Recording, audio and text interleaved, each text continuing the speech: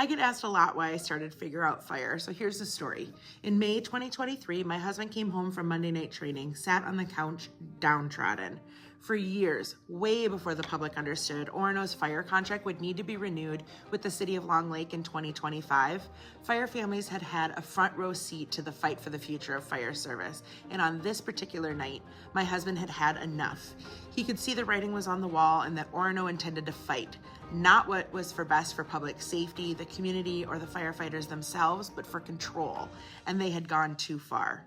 He felt that what they were doing was tearing the department he loves apart from the inside out, using their former chief, the wife of a firefighter sitting on the Orono City Council, to maneuver within their station with malicious intent.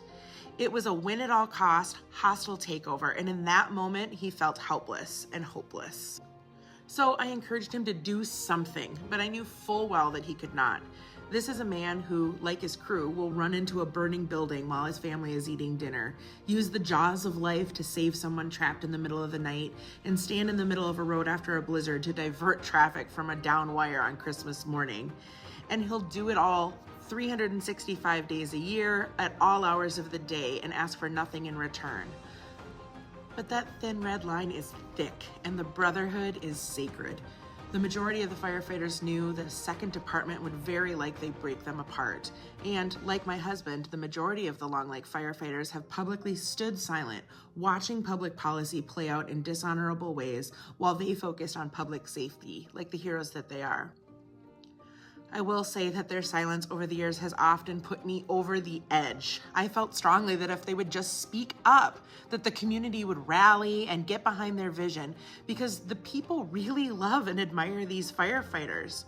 I couldn't take it, so along with another firewife, we created Figure Out Fire to give the firefighters a platform to speak their minds. But they remained silent, worried that getting mixed up into the politics would affect their unity. Trust is absolutely critical when you're running into an emergency together and risking your lives.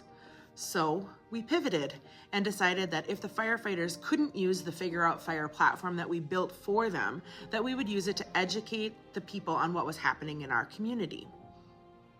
At this point, most citizens either didn't know what was going on, or anyone that was paying attention had to navigate a lack of trustworthy information that was being delivered in the Orono newsletter, in Orono City Council meetings, and online.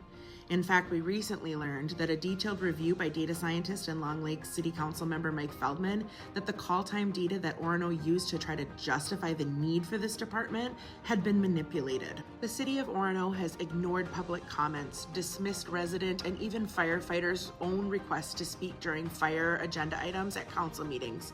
The city of Orono sent out comment cards, and the data that was collected was ignored. Why? Because this input did not fit their narrative. To this day, the city of Orono has never held a public forum that would allow a dialogue with its citizens on this topic.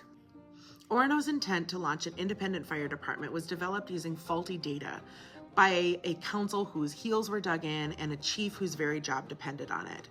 Despite the fact that there was no data to support the need, no budget to back its development, and no citizen input to indicate a desire for major change in public safety, the council forged on, and it was just wrong.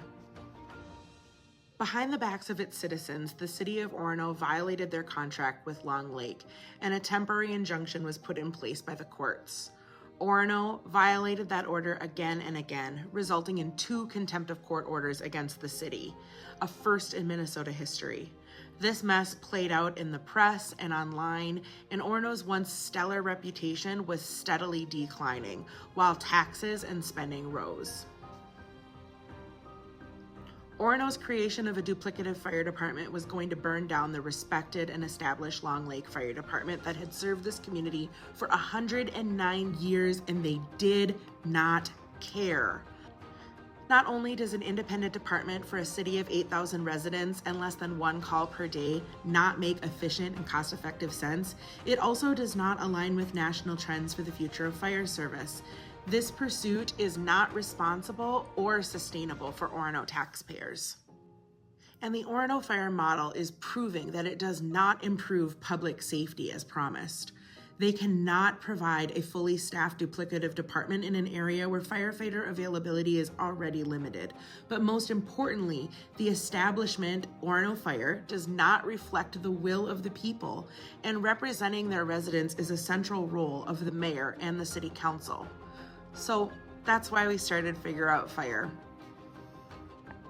And now when we head to the polls, I can lay my head on a pillow knowing that I did right by my husband and by the firefighters who bravely serve our community and frankly deserve better.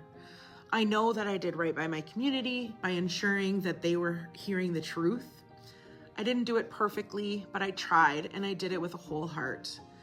I took a beating from a handful of people who chose to attack and bully me, including the mayor himself and 3 council members who blindly do his bidding. But I will wake up on Tuesday with my head held high, knowing that we did all that we could. This has been a long road to do what is right for the community, and there's still an opportunity to come back together on this issue, with new leaders at the table who are willing to work toward a shared services solution. They can bring us back together with a collaborative solution that aligns with national fire trends, is fiscally responsible, and improves public safety for our entire community. But to get back to the table, we need new leadership in Orono with open minds and open hearts to make that happen.